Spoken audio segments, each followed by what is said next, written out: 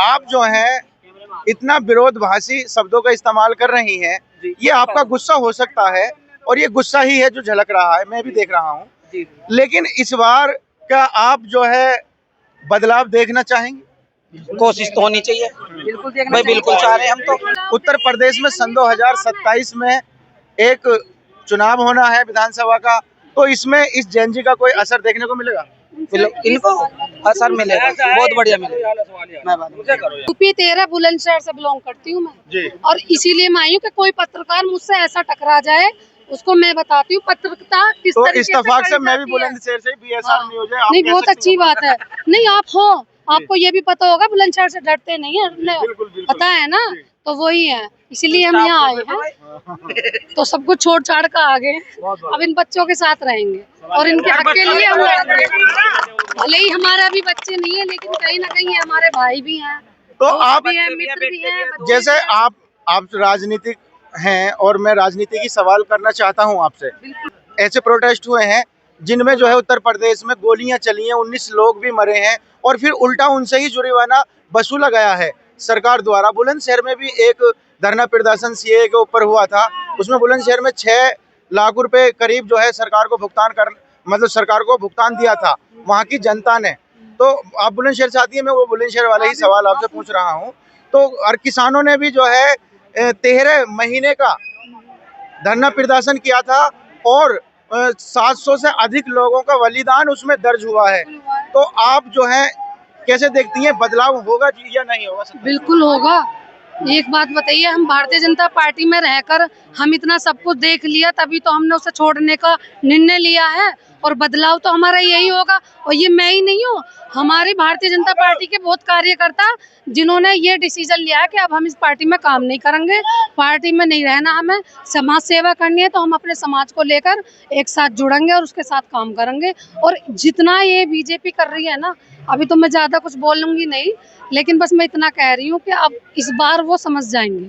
जो लोग पार्टी छोड़ रहे हैं, जैसे आप भी कबूल कर रही हैं कि मैं पार्टी छोड़ना चाहती हूँ बीजेपी, और छोड़ दी, हाँ। तो क्या इसको लेकर के आ रहे हैं तो छोड़ ही रखिए जी कोई मतलब ये है कि अब विपक्ष जो कमजोर था, आप जैसे युद्ध को लेकर के मजबूती उसके अंदर पैदा होगी? कुछ नहीं हो रही जी, अभी कुछ नहीं होगी, अभी 27 के बाद में मजबूती दी। मैं आपको बता देती हूँ, लेकिन हक की लड़ाई जो व्यक्ति लड़ता है ना, तो एक व्यक्ति है मेरी नजर में, वो है चंद्रशेखर आजाद। जी हाँ, देखा मुझे, मैंने जितना उसको देखा है, तो मुझे लगता है कि वो व्यक्ति एक ऐसा है कि जो मतलब हक की लड़ाई लड़ता भी है और अपने युवा लड़कों के साथ में वो चलता भी है, कहीं ना कहीं कंधे से कंधा भिड़ाने का वो काम करता है। असदुद्दीन ओवैसी के बारे में क्या सोचती हैं?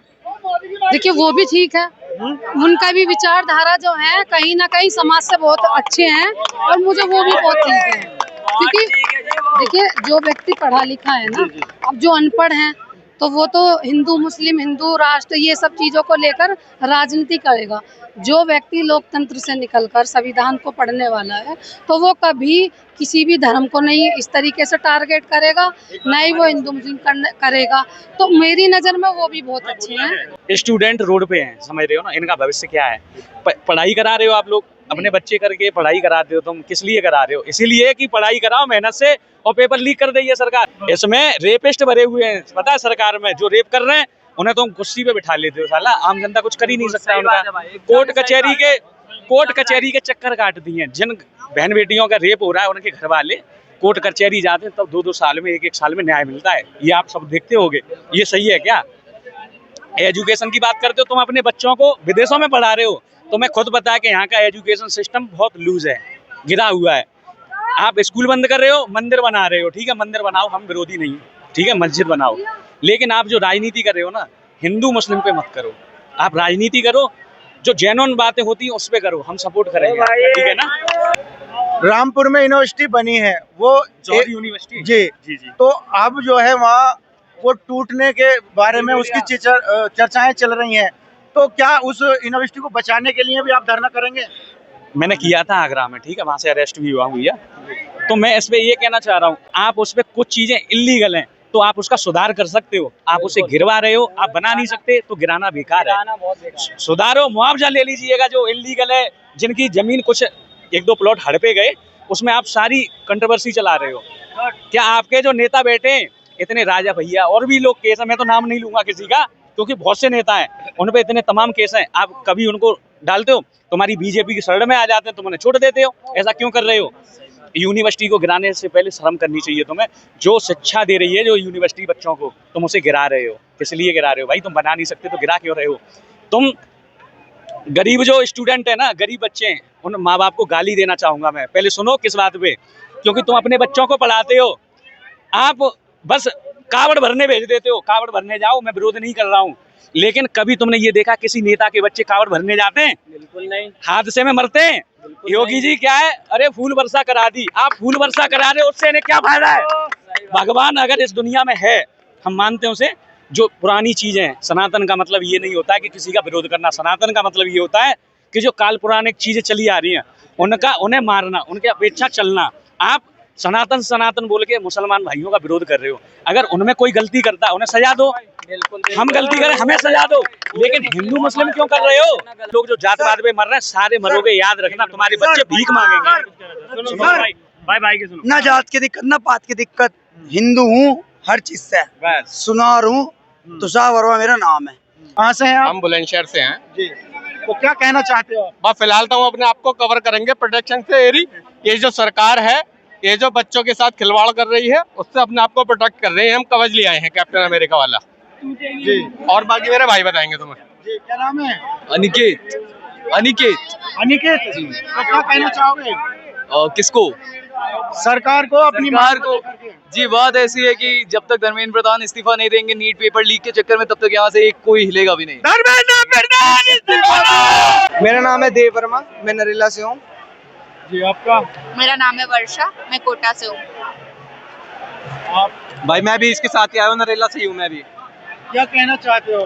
भाई हम बस एक ही बात कहना चाहते हैं, इतने टाइम से प्रोटेस्ट चल रहा है, अभी तक प्राइम मिनिस्टर जी का कोई भी हमको एक सटीक सा या फिर कुछ भी जो चीज कंक्लूजन ला दे, वो चीज नहीं मिल रही है।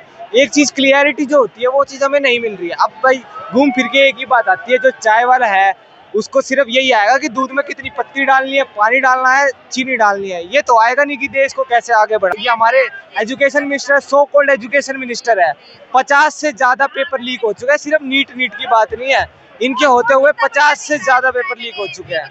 अब एक बात बताओ यार, आज तक किसी भी कंट्री में मैंने नहीं सुना, अपने ही देश में नहीं सुना यार, मैंने बड़े से बड़े मिनिस्टर को अपनी पोस्ट से इस्तीफा देते देखा है, इससे को छोटी से छोटी बात पे।